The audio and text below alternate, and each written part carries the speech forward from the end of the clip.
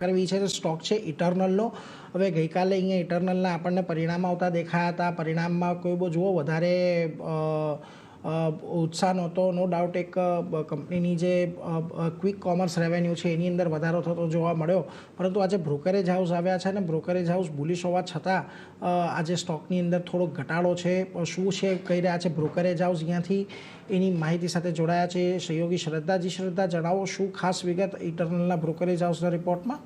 જી, eternal પર અલગ અલગ બ્રોકરેજીસનો વ્યૂ આવતો જોવા મળ્યો છે। સૌથી પહેલાં CLSAની વાત કરીએ, તેઓએ હાઈ કન્વિક્શન આઉટ પરફોર્મની કોલ આપી છે અને લક્ષ્યાંક આપ્યા છે 450 રૂપિયા પ્રતિ શેરના। બ્લિંકિટ કે જે કંપનીનું ક્વિક કોમર્સ સેગમેન્ટ છે તેના સારા પ્રદર્શનથી કંપનીનો વિશ્વાસ વધ્યો છે અને FY27 સુધીમાં તેઓએ ડબલ ડિજિટનો લક્ષ્ય રાખ્યો છે।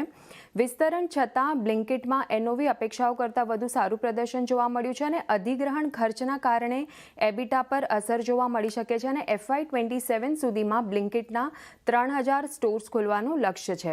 ત્યારબાદ એટર્નલ પર HSBCનો રિપોર્ટ આવ્યો છે। તેઓએ ખરીદદારીની સલાહ આપી છે અને લક્ષ્યાંક આપ્યા છે 390 રૂપિયા પ્રતિ શેર। બેટર ટેક રેટના લીધે માર્જિન્સમાં સુધારો જોવા મળ્યો છે અને Q2માં ક્વિક કોમર્સ ગ્રોથ મજબૂત પણ માર્કેટિંગ અને વિસ્તરણ ખર્ચની અસર માર્જિન પર જોવા મળી શકે છે। ત્યારબાદ એટર્નલ પર નોમુરાનો રિપોર્ટ છે। તેઓએ પણ ખરીદારીની સલાહ આપી છે અને લક્ષ્યાંક આપ્યા છે 370 રૂપિયા પ્રતિ શેરના। Q2 FY26માં પરિણામ મિક્સ્ડ રહેતા જોવા મળ્યા છે। ફૂડ ડિલિવરી અપેક્ષા કરતાં ઓછી રહેતી જોવા મળી છે અને ક્વિક કોમર્સનું જે ઇન્વેન્ટરી મોડેલ છે તે સક્રિય રહ્યું છે અને નવા સ્ટોર્સની સંખ્યા સતત વધી રહી છે। FY26-27માં ગ્રોથની અપેક્ષા તેઓને લાગી રહી છે। તો આ રીતે બધા જ બ્રોકરેજીસ આપણને બુલિશ રહેતા જોવા મળી રહ્યા છે। જે આભાર શ્રદ્ધા, અમારી સાથે જોડાઈને સમગ્ર વિગત આપવા માટે। તો જુઓ, ખાસ કરીને